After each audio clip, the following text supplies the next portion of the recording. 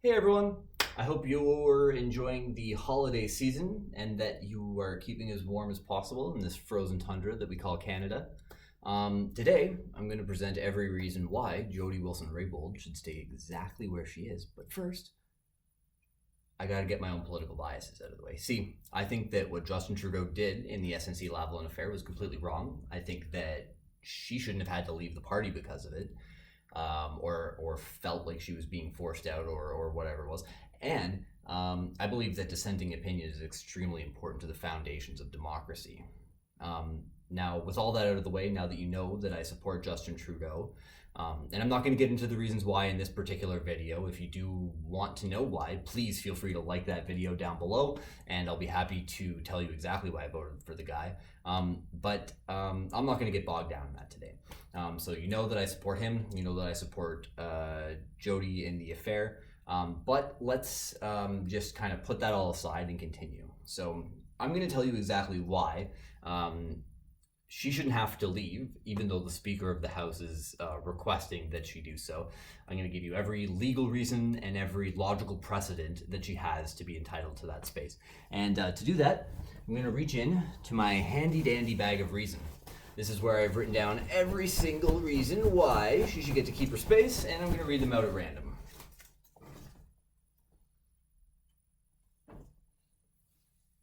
It's empty.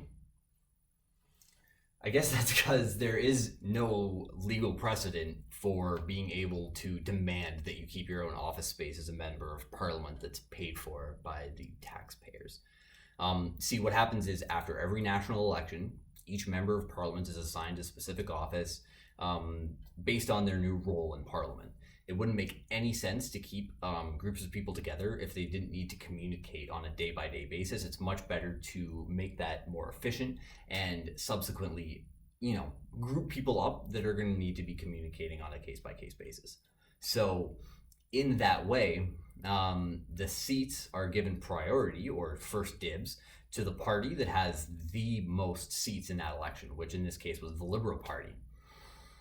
I bet you're starting to see why Jody Wilson-Raybould has got a problem in this situation. She registered as an independent, and because of that, she's given the last priority in choosing her offices.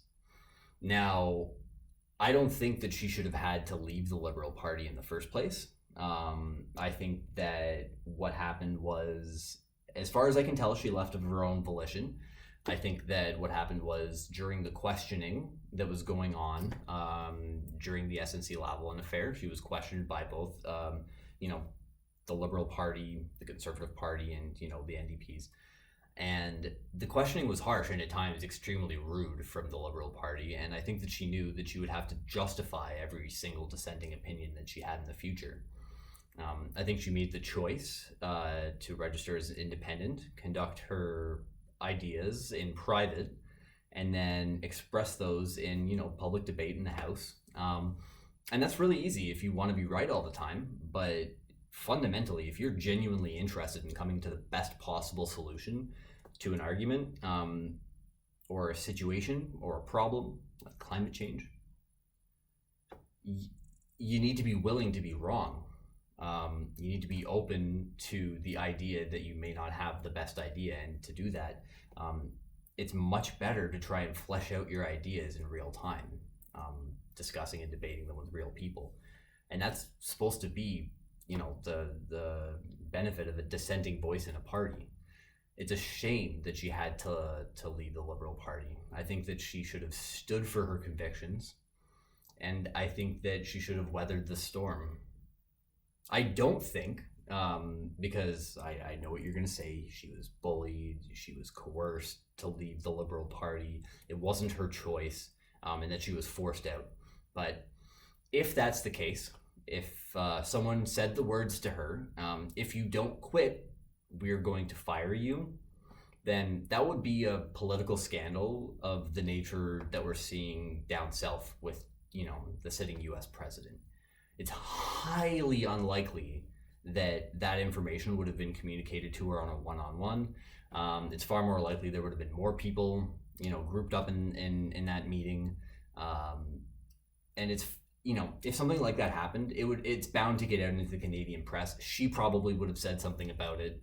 Her team would probably said something about it, and I think that just applying Occam's razor, I don't think that was the case. I think that she just decided that it would be more comfortable for her to conduct her,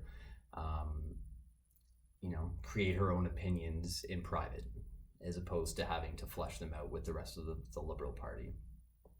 And that's unfortunate, because really the only way that we're going to be able to get over any of the problems that are facing us at this current point in time is by coming together and expressing our ideas together and sharing ideas and making sure that we have all of the best possible information to go on, and not, hide away on our own and try and,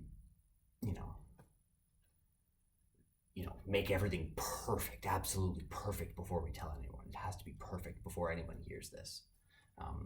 It doesn't have to be perfect. It just needs to be, the best that you can do. And if you can present that and someone tells you that you're wrong, well, if you are, you should probably integrate that, into your mind so that you can grow as a person and get over it.